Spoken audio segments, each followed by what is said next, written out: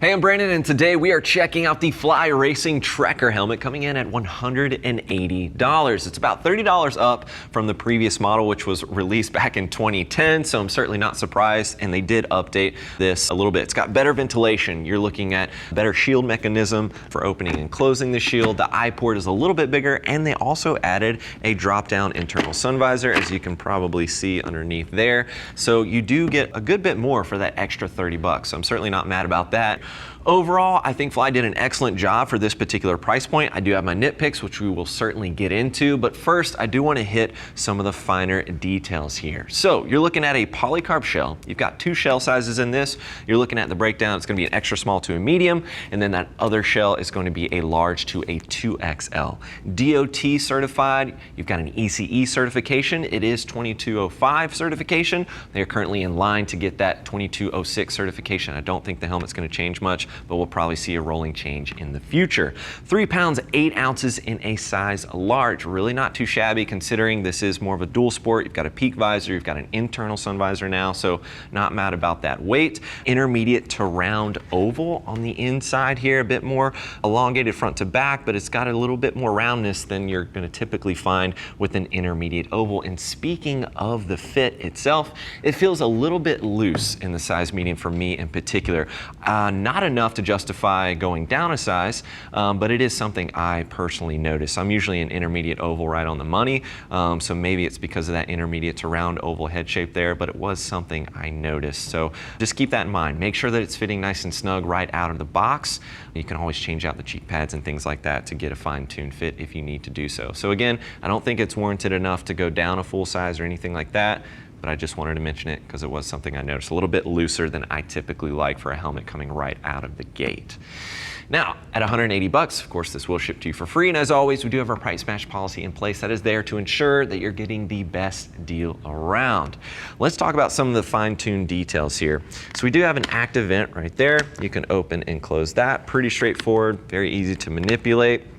And as we swing our way around to the back, you do have some vents up top as well that you can open. Probably a little bit easier to see it that way, right? And then we've got some additional exhaust vents here towards the rear. This isn't really gonna do too much here on the back. It's just gonna open or close that, so it's gonna allow more air to get in through the top as you're angled in like that. But you can see the exhaust vents here towards the rear, and then we've got some towards the bottom as well. I like the overall shell design and the overall style of the shell. It looks pretty sharp at 180 bucks. I think they did an excellent job there with that. I'm a big fan of my carbon Fly Racing Dirt Formula helmet. Been using that one for years now.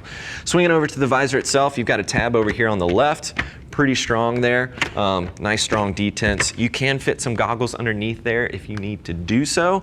I would stick with something like the 100% Stratas or something that's a bit more low profile. If you're going with something like the 100% Armegas, let's say, it has a very wide field of vision. Those are gonna be a lot harder to actually fit underneath here. So just something to keep in mind there. The eye port is bigger from the previous generation, but it is something worth noting.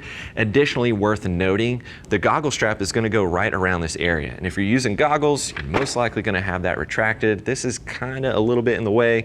You can certainly make it work, but I think a better design probably would have been better for riders out there that like to mix and match and use their goggles from time to time with the visor itself. Personally, if you're out there dual sporting, hitting the trails, it's really nice if you have goggles and maybe you're going through a water crossing or you're right behind your buddy about to hit some mud, you know, to pull that visor down. Now you're protecting your goggles, and you can throw it back up, get that additional airflow and keep your goggles, you know, nice and clean. So I do tend to use goggles with even dual sports that have the visor here, but to each their own, just a little nitpick there on that.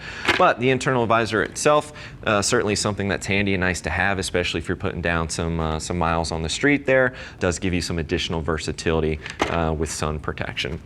Now the peak visor itself, go ahead and toggle that down. The peak visor itself, you can see we've got those cutaways on the top just to help with the overall aerodynamics. That's certainly going to help if you're on the highway and it's pulling up, wind's pulling up underneath that. It will allow the air to move more freely in this particular area. That's certainly a big thing with dual sport helmets themselves. The other thing I wanted to note, if you want to take off this peak visor, maybe you're riding on the road quite a bit, you can certainly do so, and you're going to get these tabs. It's going to replace this bolt right here. Very easy to throw those in. in there, they do include those in the box. So you can take off that peak visor entirely and it will still have like a nice finished look. So I know that's pretty common in the supermoto world and in the dual sport world, taking off those visors there. Looks pretty sharp without the visor, I will say. Overall, I like what they're doing with this. I do have my nitpicks though. I wish on the inside, as we swing inside, we have seen, you know, some advanced technology when it comes to rotational impact. I think the Fly Racing Dirt Formula helmet that I have actually has some Rheon inside here. And I would love to see just a little bit more, you know, maybe some MIPS or something like that with this particular helmet incorporated here, or their Rheon material, just to give it a little bit more. We see that with other manufacturers around this price point, and personally I'd pay a few extra bucks just to get some additional, you know, safety certifications built into this, and we know that Fly Racing can do it, so it wouldn't hurt to have it, but not gonna knock it too hard. Let's work our way inside here.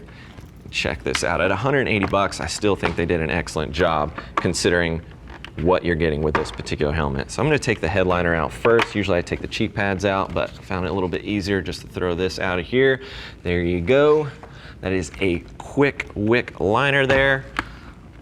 Let's grab that cheek pad, very straightforward. As you can see, that's gonna contour and it's gonna work nicely with your facial features over time. Once you sweat in it, wearing it quite a bit, it's gonna break in a bit. But as I mentioned, it feels a little bit looser in this particular area, so I wish the cheek pads were a little bit thicker in my personal opinion, but just wanted to note that. And you can see here on the inside, you do have a recessed area to add a Bluetooth communication system if you wish to do so. I personally love riding with a Bluetooth comm. It's nice to listen to music or to talk to your buddies when you're out there on the trail. I yell at Pat all the time when we're about to hit a log or something like that. So again, would have liked to see a little bit more safety tech, some of that Rheon into this helmet, but I do like that the price is nice and low at 180 bucks. I think the weight is not too shabby. The ventilation is great. I think they made pretty good improvements from the previous generation. It's not a major overhaul, but I like that we have an internal sun visor. There's a lot of features for this helmet at 180 bucks. So if you're getting into the dual sport world and you're looking for something that's not gonna break the bank, I think the Fly Racing Trekker would be a great option to consider. If you're looking for more details, you can click that info button. That'll take you over to the product page where you can take a closer look at this, as well as if you have any additional questions about this helmet, any other options you might be comparing it to, please don't hesitate to reach out to our customer service team. They're all riders, more than happy to get you pointed in the right direction. Thanks for hanging out with me for a bit, taking a closer look at the Fly Racing Trekker helmet. I'm Brandon. Keep it pinned.